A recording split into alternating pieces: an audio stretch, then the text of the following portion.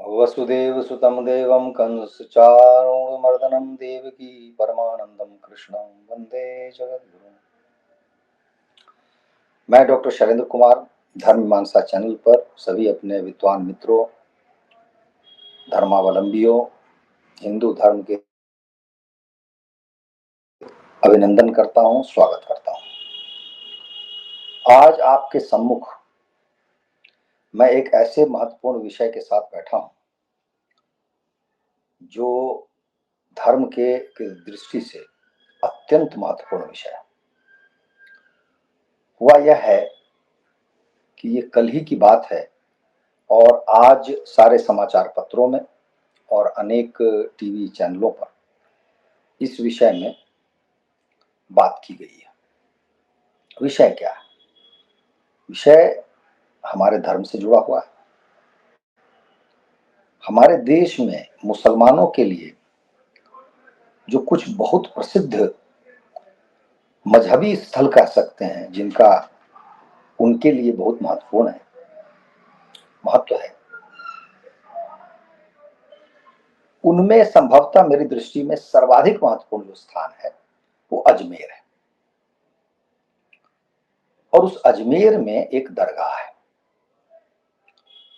वो दरगाह अपने आप में ऐतिहासिक है, क्योंकि जलालुद्दीन, जिसको हम अकबर कहते हैं, तो जलालुद्दीन के कारण वो दरगाह काफी प्रसिद्ध हुई। और आज उसकी स्थिति क्या है, तो आज हम वर्णन नहीं कर सकते उसका कितना महत्व है।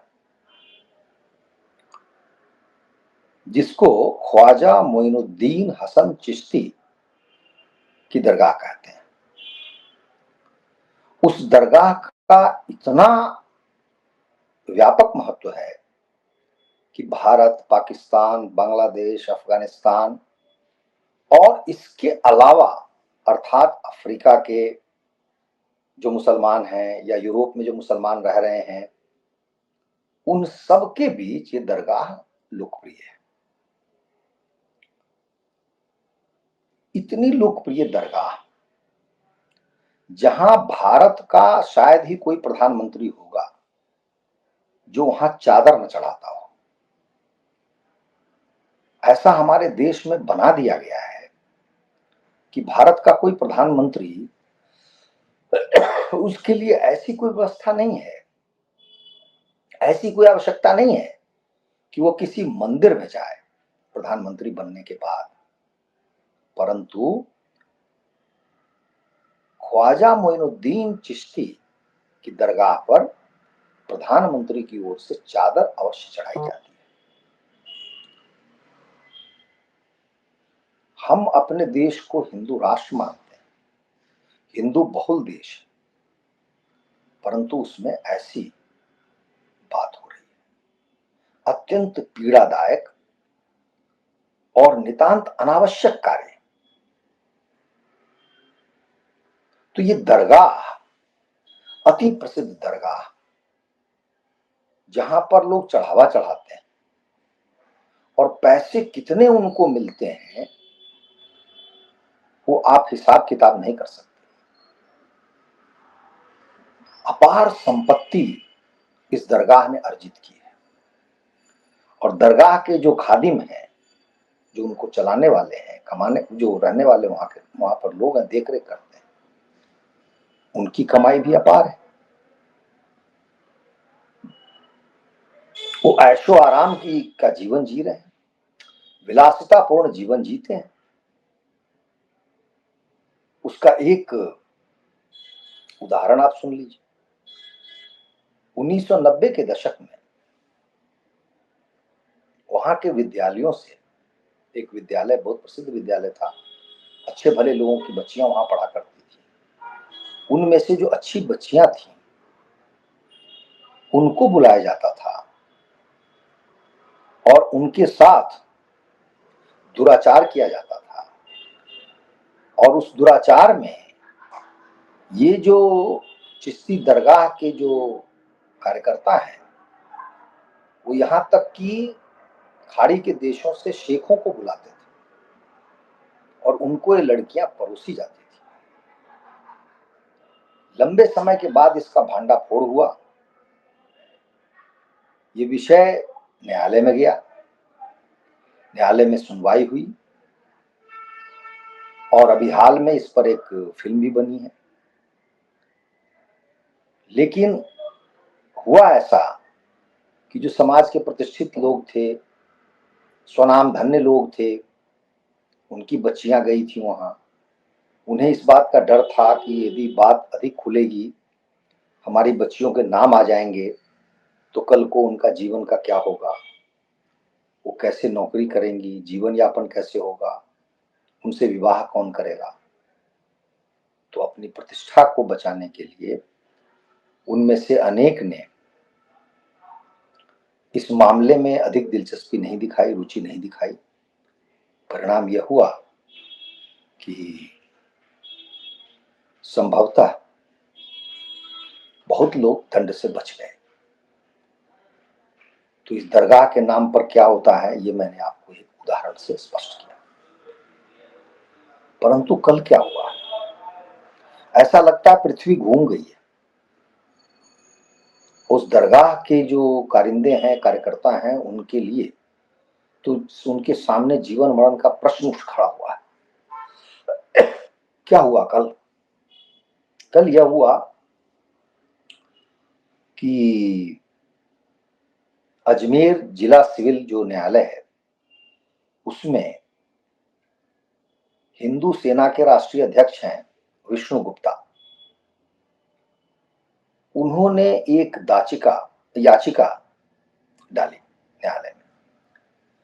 और उन्होंने क्या दावा किया? उन्होंने दावा यह किया है कि एक सेवानिवृत्त न्यायाधीश होते थे हरविलास शारदा जी। इन्होंने 1911 में एक पुस्तक लिखी, उसका नाम है हिस्टोरिकल एंड डिस्क्रिप्टिव, राजस्थान के विषय में। तो उस पुस्तक में यह दावा किया गया है कि ये जो इमारत है दरगाह की, इसमें 75 फीट ऊंचे बुलंद दरवाजे के निर्माण में मंदिर के अंश। मंदिर कौन सा है? संकट मोचन शंकर भगवान महादेव का मंदिर है। अर्थात मंदिर को तोड़कर मंदिर के भग्नावशेष पर इस दरगाह की इमारत को खड़ा किया गया था। ये हरविलास शारदा जी की पुस्तक से इन्होंने उसको दावा किया है। अन्य भी कई जो साक्ष्य हैं वो प्रस्तुत किए गए हैं और मैंने स्वयं जानने का प्रयास किया। मुझे बड़ा अच्छा लगा कि हमारे आदरणीय सीताराम गोयल जी, जिन्होंने Hindu temples what happened to them, ये 2 खंडों में है। इसके वॉल्यूम 1 में 123 नंबर पृष्ठ पर एक सूची दी हुई है। उस सूची में यह स्पष्ट किया गया है कि ये जो दरगाह है वहां मंदिर होता था। तो अब तो इतने साक्ष्य उपलब्ध हो गए हैं कि इसके बारे में कहना ही क्या। और आज ही जब मैं इस विषय पर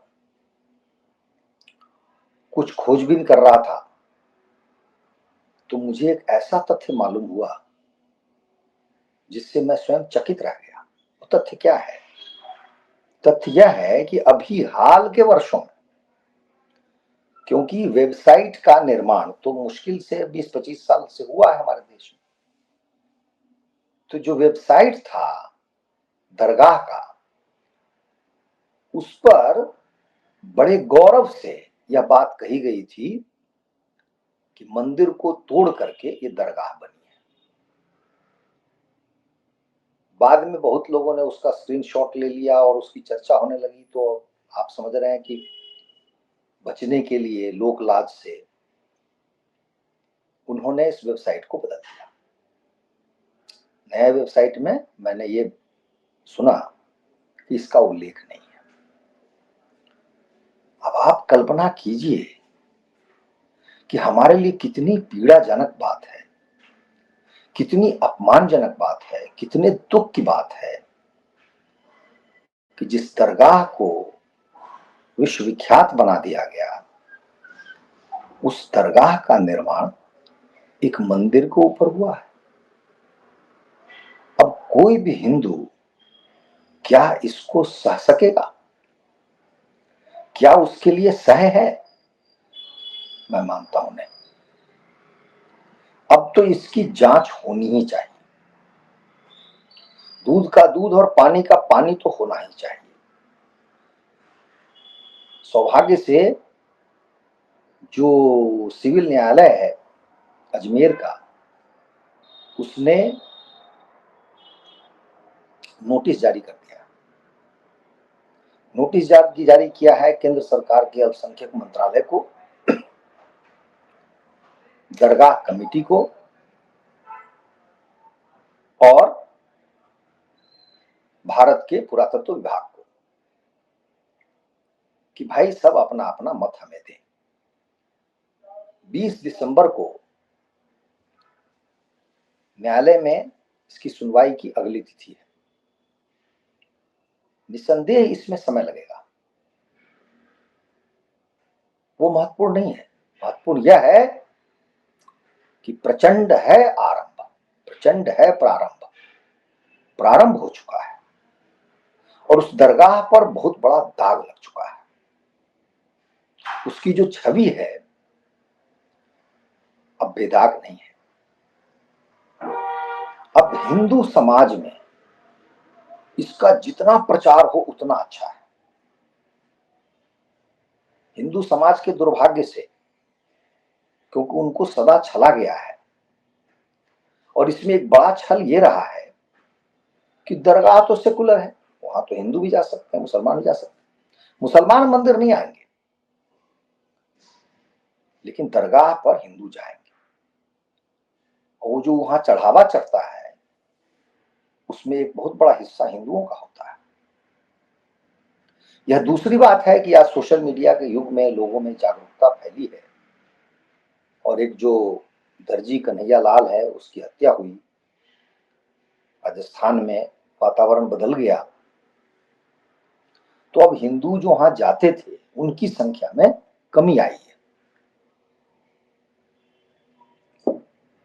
लेकिन मेरा मानना है कि अब जो विस्फोटक रहस्योद्घाटन हुआ है, इसके बाद तो एक भी हिंदू का चरण वहां नहीं पड़ना चाहिए। उसके बाद उनको धनाभाव होगा, उनको धन नहीं मिलेगा,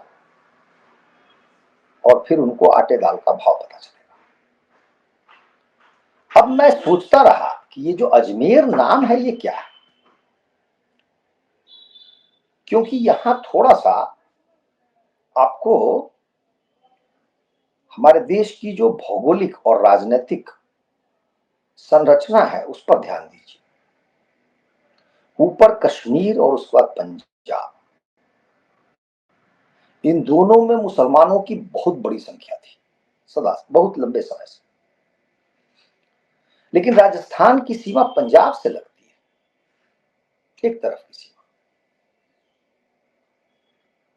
दिल्ली के भी बहुत निकट है, मध्य प्रदेश और उत्तर प्रदेश की सीमा के भी बहुत पास है। लेकिन आपको जानकर आश्चर्य होगा कि यहां के वीर राजपूतों ने पूरे राजस्थान को एक प्रकार से मुसलमानों को राजस्थान से दूर रखा है सदा। वहां किसी सुल्तान, किसी इस तरह का की कोई परंपरा आपको नहीं मिलेगी। जलालुद्दीन से लेकर औरंगजेब तक कोई भी मुसलमान सुल्तान जो है चित्तौड़गढ़ को नहीं जीत पाया। और भी जो राज्य हैं उन्होंने भले संधियां की हो, लेकिन वो उसके कोई मुसलमान सुल्तान बन के वहां रहा हो, जो स्थिति उत्तर प्रदेश और बिहार की थी, और बंगाल की तो और भी खराब रही, क्योंकि वहां तो बहुत बड़ी संख्या मुसलमान बन गए, यह स्थिति राजस्थान की कभी नहीं रही। दूसरा, राजस्थान अंग्रेजों के भी अधीन नहीं रहा।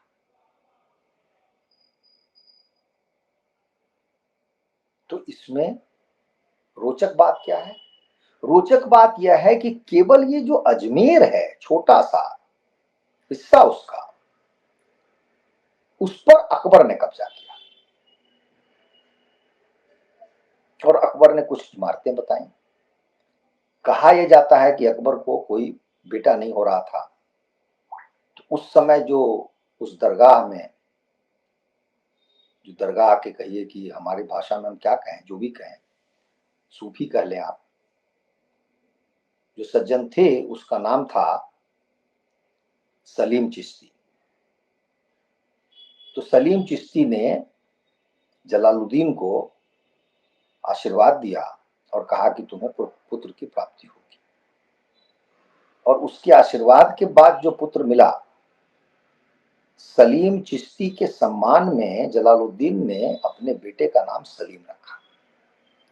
वही सलीम जो बाद में जहांगीर के रूप में जाना गया। लेकिन वो छोटा सा हिस्सा था अजमेर, जिस अजमेर को आप कह सकते हैं प्रकारांतर से मुसलमानों के अधीन रहा है। अन्यथा राजस्थान मुसलमानों से दूर रहा है, अक्षुण्ण रहा है, अंग्रेजों से भी अक्षुण्ण रहा है। लेकिन यह भी भारी संयोग है कि अंग्रेजों का थोड़ा बहुत जो आधिपत्य था वो अजमेर में ही था, और अंग्रेजों ने वहां पे मेयो कॉलेज खोला, कुछ स्कूल चलाए। तो अंग्रेजों और मुसलमानों का जो थोड़ा बहुत आधिपत्य हुआ है पूरे राजस्थान को आप ध्यान में रखें तो केवल अजमेर में हुआ है। मेरी समझ में नहीं आता था कि अजमेर क्या शब्द है, क्योंकि ये दरगाह तो 800 सालों से है वहां। मुझे कई बार लगता था पता नहीं अरबी फारसी का कोई शब्द होगा। जब मैंने पता किया तो मुझे घोर आश्चर्य हुआ। पृथ्वीराज चौहान के जो पूर्वज थे राजा, उनका नाम था अजय राज चौहान। अजय राज चौहान ने 7वीं शताब्दी में इस नगर को बसाया था, मतलब आज से 1700 वर्ष पूर्व। और अजय राज ने ही उस नगर का नाम रखा था। जैसे आप जयपुर देखते हैं, सवाई माधोपुर देखते हैं, उदयपुर नाम है, ऐसा ही नाम उन्होंने रखा था, और उसका नाम था अजय मेरु, मतलब अजय नाम का पर्वत, अजय मेरु। और अजय मेरु, मुझे ऐसा लग रहा है कि मुसलमानों ने जानबूझकर इस अजय मेरु को अजमेर कर दिया, और ज्ञान के अभाव में हम इसके मूल नाम से अपरिचित से हो गए। जैसे झेलम नदी है, झेलम नाम की कोई नदी नहीं थी हमारे यहाँ, उसका नाम था वितस्ता, लेकिन वो झेलम हो गया। तो अजमेर के साथ भी ऐसा ही हुआ। अब आप देखिए कि 7वीं शताब्दी में वो नगर बसाने वाला कौन है, तो पराक्रमी हिंदू राजा अजय राज चौहान। और यहां पर 12वीं शताब्दी में आकर के एक चिश्ती मोइनुद्दीन आता है अफगानिस्तान और ईरान की सीमा से, और वो यहाँ पर रहता है, और उसी की वो पीर फकीर बन जाता है, और मृत्यु के बाद दरगाह में वो स्थान परिवर्तित हो जाता है। लेकिन वो चिश्ती हो या उसके बाद के लोग हों, और आज तक उस दरगाह से जुड़ा हुआ कोई व्यक्ति अच्छा नहीं है। घोर हिंदू द्रोही है, घोर हिंदू विरोधी है। ये जितने चिश्ती थे इनका काम क्या था? इनका काम था येन केन प्रकारेण हिंदुओं को मुसलमान बनाना। और कहा तो यह भी जाता है कि ये जो सूफी हुए ये हमेशा मुसलमान के जो सुल्तान होते थे उनसे जुड़े रहते थे, हिंदू राजाओं के पास जाते थे, वहां से जो गुप्त सूचनाएं हैं इनको देते थे, जिससे युद्ध में इनको सहायता प्राप्त हो। इतने धोखेबाज छली कपटी लोग थे। और इसमें इन्होंने कव्वाली की बात करनी शुरू कर दी। एक प्रकार से मूर्ति पूजा ही है जिसको वहां पूजा जा रहा है, कब्र की पूजा आप कर रहे हैं। और वहां पर खीर का प्रसाद दिया जाता है। सारा कुछ आपको एक अंदर से लगेगा कि जैसे हिंदू मंदिर हो उस तरह का बनाया गया। और ऐसा आवरण बना करके हिंदुओं को ठगा गया, छला गया। उल्टा उनके साथ ऐसा दुर्व्यवहार किया गया कि हमेशा उद्देश्य था कि हम इनको मुसलमान बना दें।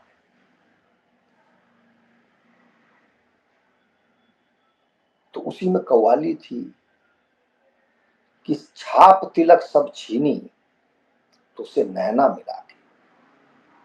छाप और तिलक, ये जो माथे पर टीका है तिलक, छाप, सबको छीन लो। कभी नहीं कहा कि अल्लाह को गंवा के हम आ गए, अल्लाह को भगा के हम आ गए। इन लोगों ने कभी नहीं कहा। और ऐसे ऐसे गीतों पर हिंदू समाज नाचा, झूमा, आनंद लिया उसका। उसी का परिणाम है कि हम इन दरगाहों के चंगुल में फंसते चले गए। इसलिए यदि हम इतिहास को जाने तो मोहम्मद गोरी के समय ये जो मोइनुद्दीन चिश्ती है वो भारत आया और उसके बाद से यही रह गया। ये इतने बड़े हिंदू विरोधी लोग थे कि क्या बताया जाए। लेकिन आज का विषय हमारा यह है जो अत्यंत आनंददायक है। बहुत सुंदर परिवर्तन हो रहा है। अयोध्या, काशी, मथुरा, भोजशाला मध्य प्रदेश में, संभल उत्तर प्रदेश में। अभी आज ही मुझे जानकारी मिली है संभल उत्तर प्रदेश के विषय में कि उस बाबर ने 1529 में उस मंदिर को तोड़ा अवश्य था, वो भी शिव मंदिर है, लेकिन उस पर मस्जिद नहीं बनाई थी। ये जो मस्जिद बनने की बात है ये 19वीं शताब्दी में मस्जिद बनी, क्योंकि जो मुरादाबाद का गजेटियर है, मुरादाबाद को ही तोड़कर उसी से काटकर संभल जिला बनाया गया। तो मुरादाबाद का जो गजेटियर है अंग्रेजों के जमाने का, वो भी कब का, 1873 का। 1873 में वो शिव मंदिर लिखित है, उसमें उसका वर्णन है, उल्लेख है। तो वैसे ही मेरी आत्मा कहती है, मेरा मन कहता है कि यह जो अजमेर है यह भी कभी प्रसिद्ध इतना नहीं रहा होगा। लेकिन जैसे जैसे समय का काल प्रवाह के साथ और हमारे देश में जो एक भयंकर असाध्य रोग लगा जिसका नाम सेकुलरिज्म है, उस रोग ने इसको प्रसिद्धि दिलाई। अन्यथा अकबर से पहले भी यह बहुत प्रसिद्ध नहीं था। अकबर के कारण इसको थोड़ी प्रसिद्धि हुई, जलालुद्दीन के कारण, और मुझे लगता है कालांतर में इतना प्रसिद्ध नहीं रहा होगा। लेकिन ये हाल के वर्षों की बात है जब सेकुलरिज्म का रोग फैला है और हिंदुओं को प्रोत्साहित किया जाता रहा। आश्चर्य की बात है हमारे लिए, आपके लिए, सबके लिए, कि ये एक अकेली जगह होगी, एकमात्र स्थान होगा हमारे देश में मुसलमानों का से जुड़ा हुआ जो भारत सरकार के अधिनियम के तहत, act of parliament, Ajmer Dargah act of parliament है। उसमें कमेटी कैसे बनेगी, उसमें भारत सरकार का प्रतिनिधि रहता है। और आज भारत सरकार के लिए भी सांप और छछूंदर की गति हो गई। भारत सरकार अब करेगी तो क्या करेगी, उसको भी नोटिस चला गया। अर्थात उस दरगाह का संचालन आप कह सकते हैं कि उसका एक दायित्व तो भारत सरकार का है। अब भारत सरकार करेगी तो क्या करेगी, क्या जाके कहेगी? वहां तो शिव मंदिर था और ये प्रधानमंत्री क्यों चादर चढ़ा रहे थे भाई? अब तो ये संकट घोर है, क्योंकि एक शिव मंदिर को तोड़ करके बनाया गया है, इसकी तो जानकारी हो गई, जब सबको ज्ञात हो गया, आप क्या करेंगे अब? या मानते हुए कोई प्रधानमंत्री यह काम कर पाएगा आगे? तो मेरा कहना है कि ये ईश्वर के प्रति हमें कृतज्ञता प्रकट करनी चाहिए कि ये सारी बातें हमारे सामने आ गई। और अब अजमेर शरीफ, ये जो दो शब्द हैं, इनको मिटा देना चाहिए। इनके स्थान पर हमें प्रयोग करना चाहिए क्या? अजय मेरू धाम। अजय मेरू धाम क्यों? क्योंकि उस दरगाह के बहुत निकट पुष्कर झील है और वहीं पर एकमात्र मंदिर है ब्रह्मा जी का हमारे देश में। तो हमारे लिए अति पूजनीय, अति पवित्र स्थान है वह। वैसे भी वैधानिक रूप से कहा गया है कि एक बार कोई मंदिर बन जाए और उसमें मूर्ति स्थापित हो जाए, प्रतिमा स्थापित हो जाए, तो प्राण प्रतिष्ठा यदि आप कर देते हैं विग्रह की, उसके बाद मूर्ति टूट जाए, तोड़ दी जाए, खंडित हो, परंतु उसका जो मंदिर है, उसका जो महत्व है, वो कभी समाप्त नहीं होता। कारण यह है कि हमारे यहाँ प्राण प्रतिष्ठा की जाती है तो एक प्रक्रिया है जिसको हम कहते हैं विसर्जन। तो यदि आपने मूर्ति स्थापित की है, प्राण प्रतिष्ठा की है, परंतु विधि विधान से यदि विसर्जन नहीं हुआ है, तो वो जो देवता है वो विराजमान है। क्योंकि हमारी क्या मान्यता है, हम सिर्फ यह नहीं मानते हैं कि मंदिर में जो मूर्ति रखी है उसी में ईश्वर है। ईश्वर तो व्यापक है, सब ओर व्याप्त है। तो मूर्ति टूट भी गई है तो वह ईश्वर है, देवता विराजमान, ये कहा जाता है। तो अब हमें अपने व्यवहार में यदि हम इस बात को ले आए और कहना आरंभ कर दें, अजय मेरू धाम, अजय मेरू धाम, कितना सुंदर नाम है। वैसे भी अजमेर कहने से कुछ नहीं पता चलता है कि अजमेर क्या चीज है। मैं स्वयं नहीं समझ पाता था कि शब्द की क्या भी उत्पत्ति हो सकती है, इसका मूल क्या है, कहां से आया है। तो जो सही शब्द है वह है अजय मेरू धाम। हम भी अपने व्यवहार में लाएं और धीरे धीरे अजमेर शरीफ जो नाम है उसको नष्ट कर दें, उसको सदा के लिए मिटा दें। वैसे ही दिल्ली में हजरत निजामुद्दीन है, उसको भी मिटा दें। इस निजामुद्दीन ने भी कोई भला नहीं किया किसी हिंदू का, हमारे देश के लिए कोई भला नहीं किया। सबसे बड़ी बात, ये सूफी बनते थे, हिंदुओं को आकर्षित करते थे प्रकारांतर से या प्रत्यक्ष रूप से, परंतु ये कभी भी इन्होंने अपने इस्लाम को नहीं छोड़ा। जबकि सच्चाई यह है कि आपको ये सूफी हो, ये दरगाह हो, ये कब्र हो, ये पीर हो, ये कोई भी चीज इस्लाम में नहीं है। इसलिए भारत में भी जो कट्टर सुन्नी हैं वो उस दरगाह में नहीं जाते, वो तो थूकने भी नहीं जाएंगे, उसके विरोधी हैं। वो समझते हैं ये शिर्क है, ये हिंदुओं की मूर्ति पूजा है, ये मानते हैं। तो वो मुसलमान ही ऐसा आचरण कर रहे हैं जो मुसलमान के रूप में उनको नहीं करना चाहिए।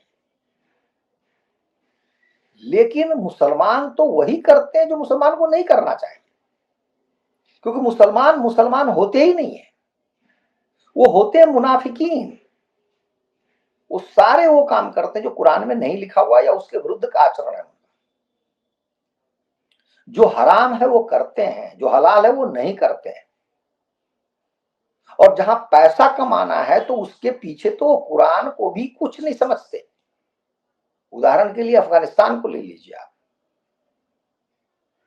वो नशे की खेती करता है, अफीम उगाता है, और नशा जो है कुरान के हिसाब से बहुत बड़ा हराम माना जाता है उसको, लेकिन वो आनंद से काम करता है, उसका व्यापार करता है, उसकी खेती करता है, उसको बेचता है, सब कुछ करता है। वही चीज दरगाह चलाना है। ये मुसलमानों के लिए आप समझिए कि वो असली जिसको काफिर कहा जाता है वो यही है। मुसलमान पता नहीं क्यों दूसरों को काफिर कहते हैं। असली काफिर यदि कोई पैदा हुआ है तो मुसलमान है, जिन्होंने इस्लाम को कभी स्वीकारा ही नहीं है, कभी माना ही नहीं है। हाँ, ये दूसरी बात है कि मुसलमान कोई मुसलमान हो भी नहीं सकता, कैसे माना जाएगा, उसका व्यवहार में कुछ बन नहीं सकता है। इसीलिए संसार में कोई मुसलमान बन भी नहीं पाया। 2 4 10 5 कभी हुए हों तो हुए हों, लेकिन मेरी दृष्टि में, मेरी जानकारी में कोई मुसलमान नहीं। ये सब बदमाश है। ये पैसा कमाने के लिए कुछ भी कर सकते हैं, विलासिता के लिए कुछ भी कर सकते हैं, भोग के लिए कुछ भी कर सकते हैं। और यही कारण है कि हिंदुओं को पटाना, हिंदुओं को छलना, उनका पैसा ऐंठना और उनसे दरगाह चलाना। तो ये अजमेर शरीफ है, दिल्ली में हजरत निजामुद्दीन है, और मुंबई में हाजी अली है। तो ये तीनों समाप्त हो जाए, हिंदुओं के लिए बहुत अच्छा होगा। और फिर हमारे जो धर्मस्थल हैं, हम तो उनका 1 इंच भी क्यों छोड़ेंगे भाई? हमने कौन सी गलती की है? गलती तुमने की है ना, अपराध तुमने किया है, तुमने मंदिर तोड़ दिया, दंडित होना चाहिए ना, दंड मिलना चाहिए उन लोगों को।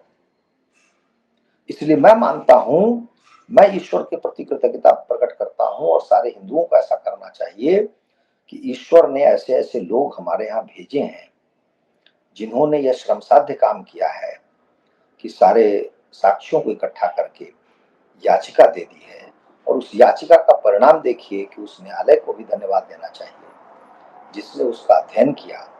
कहते हैं 2 महीने पहले याचिका दी गई थी, इसलिए ऐसा कुछ नहीं है कि उसने कोई झटके में काम किया। 2 महीने के चिंतन मनन के बाद उस न्यायालय ने सबको नोटिस जारी किया। जहां तक तथ्यों और साक्ष्यों की बात है, तो हमारे पास ऐसा दिखता है कि पर्याप्त साक्ष्य, पर्याप्त, इसको सिद्ध करने के लिए कि वहां शिव मंदिर था। क्योंकि ये तो मैंने आपको पुस्तकीय साक्ष्य भी बता दिए, सीताराम गोयल जी ने लिखा है, और यहाँ जो मैं बता रहा हूँ हरविलास शारदा जी की पुस्तक ही है, इसमें विस्तार से वर्णन है। और जो याचिका करता है उन्होंने यहाँ तक चुनौती दी है, उन्होंने बताया है कि जहाँ भगवान शिव का मंदिर होता है उसके आसपास तालाब, पोखर, झील जैसा स्थान होता है, और फिर वृक्ष अवश्य होता है, जैसे पीपल का वृक्ष। तो वहां पर शिवलिंग की बात भी की जा रही है कि किसी तहखाने में कहीं पर शिवलिंग होगा। और सबसे बड़ी बात है कि मंदिर का जो बनावट होती है वो अलग प्रकार की होती है। हमारे मंदिरों में जो स्तंभों का प्रयोग होता है, जितने भी स्तंभ होते हैं, उन स्तंभों पर अनेक प्रकार की आकृतियां उकेरी जाती हैं। वो सारे ऐसे होते हैं, ऐसी आकृतियां होती हैं जो केवल मंदिर में ही होती है। क्योंकि इस्लाम में आकृतियां बनाने पर तो बहुत बड़ी मनाही है, कोई बना नहीं सकता। विशेषकर मनुष्य, पशु, इनकी आकृतियां नहीं बनाई जा सकती। तो ये बहुत से बहुत कुछ पत्ते बना लेते हैं, इसके अतिरिक्त और कुछ नहीं लगता है। वो ताजमहल पे बनाया हुआ, कहीं बनाया हुआ। तो जो इस्लामी स्वरूप है उसको बड़ी शीघ्रता से आप पहचान सकते हैं। जैसे दिल्ली में कुतुब मीनार है, वो कहीं से भी कुतुब मीनार नहीं है। मैंने स्वयं कम से कम 500 फोटो ली है उसकी। उसमें घंटियां बनी हुई हैं, कमल के फूल बने हुए हैं, और न जाने क्या क्या बने हुए हैं। इतने सारे प्रतीक हैं, निशान हैं, क्या है। कोई भी थोड़ा सा भी जो जानता होगा हिंदू धर्म को या मंदिर को, उससे परिचित होगा, 2 मिनट में बता देगा कि ये हिंदुओं का है। और वो विष्णु स्तंभ है जिसको कुतुब मीनार कहा जाता है। और कुतुब मीनार के साथ तो अच्छी बात है कि मुसलमानों ने भी नहीं कहा कि वो कुतुब मीनार है, ये तो हाल में कह दिया गया 75-80 साल 100 साल पहले। अन्यथा मुसलमानों ने भी नहीं कहा कि वो कुतुब मीनार है, पर कुतुब नाम भी नहीं चला, ये हाल में चला दिया गया। तो इसलिए आज मेरे लिए बहुत ही अच्छी बात हुई कि इसकी जानकारी मुझे प्राप्त हुई, और मैंने ये सोचा कि धर्म मीमांसा के जो हमारे विद्वान मित्र हैं उन तक ये बात पहुंचे, और हम आगे अपने आचरण में भी इस बात को लाएं और थोड़े सजग रहें कि जहां भी कहीं भी कोई अवसर मिले तो हम इसका उल्लेख अवश्य करें कि ये एक हिंदू मंदिर था और यहाँ पर आगे की अब कार्रवाई होनी चाहिए। चाहे जितना समय लगे न्यायालय में, जो भी लगेगा, लेकिन दूध का दूध और पानी का पानी होगा। और मुझे पूरा विश्वास है कि ये मंदिर हम फिर से प्राप्त करेंगे। तो इसी बिंदु पर आपसे विदा लेते हैं, इस आग्रह के साथ कि हमारे चैनल को आप अवश्य देखें, हमारी वार्ता को सुनें और सब्सक्राइब अवश्य करें, और टिप्पणी करना ना भूलें, जिनसे विषयों के विषय आने वाले समय में हमें जानकारी मिलती रहे। तो आपसे विदा लेते हैं, फिर किसी विषय पर आपसे मिलेंगे। धर्म की जय हो, अधर्म का नाश हो। जय श्री राम।